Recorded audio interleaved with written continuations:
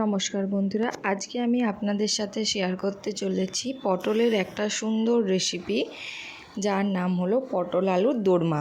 প্রথমে কড়াটা গরম হয়ে যেতে তার মধ্যে দিয়ে দিলাম তেল আর দিয়ে দিয়েছি নুন। এরপর আলুগুলো দিয়ে রঙের জন্য আমি একটু হলুদের গুঁড়ো এখানে ব্যবহার করেছি। তারপর আলুগুলোকে বেশ সুন্দর করে নরমভাবে ভেজে নিতে হবে ঢাকা দিয়ে। আলুটা যতক্ষণে ভাজা হচ্ছে, একটা আমি মিক্সি নিয়েছি, তার মধ্যে দিয়ে দিয়েছি টক দই আর দিয়েছি কাজু বাদাম। এরপর এটার একটা মিহি পেস্ট করে নেব। আর এদিকে একটা বাটির মধ্যে দিয়ে দিলাম হলুদের গুঁড়ো, লঙ্কার গুঁড়ো, দিয়ে দিলাম অল্প জিরে গুঁড়ো আর দিয়ে দিলাম ধনে গুঁড়ো। এরপর জল দিয়ে এটাকে একটু ভালো করে গুলিয়ে সাইডে রেখে দেব। আর এই দিকে দেখুন, আলুটাও বেশ সুন্দর করে ঢাকা দিয়ে আমি ভেজে নিয়েছি। আলু যদি আপনারা একটু লাল লাল করে ভালো করে ভাজেন, টেস্টটা কিন্তু সুন্দর আসে। এরপর সমস্ত আলুগুলো আমি তুলে নিলাম।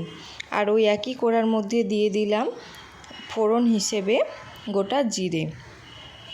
তারপর একে একে পটলগুলো সব আমি দিয়ে দিয়েছি।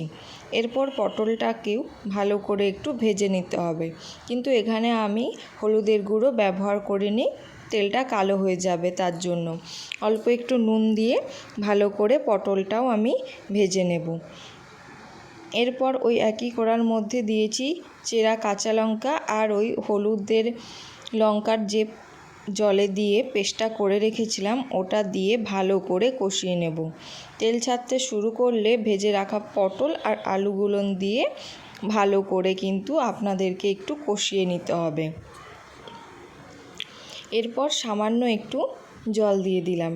তারপর আবারও ভালো করে কষিয়ে নেব। দেখুন কালারটা কত সুন্দর এসে গেছে।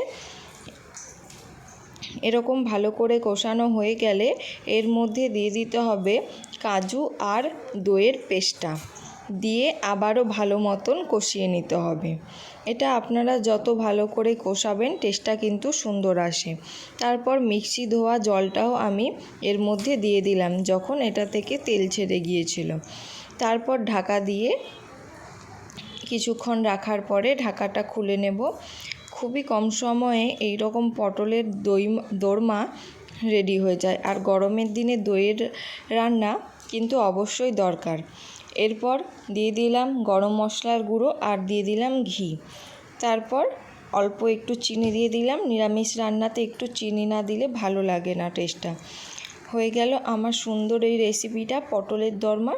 এই রকমভাবে আপনারা গরমের দিনে অবশ্যই একবার বানিয়ে নেবেন। গরমে দই খাওয়া কিন্তু খুবই দরকার। আর এই রকমভাবে যদি টক দইয়ের মাধ্যমে আপনারা রান্না করেন, টেস্টটাও সুন্দর আসে। নমস্কার বন্ধুরা।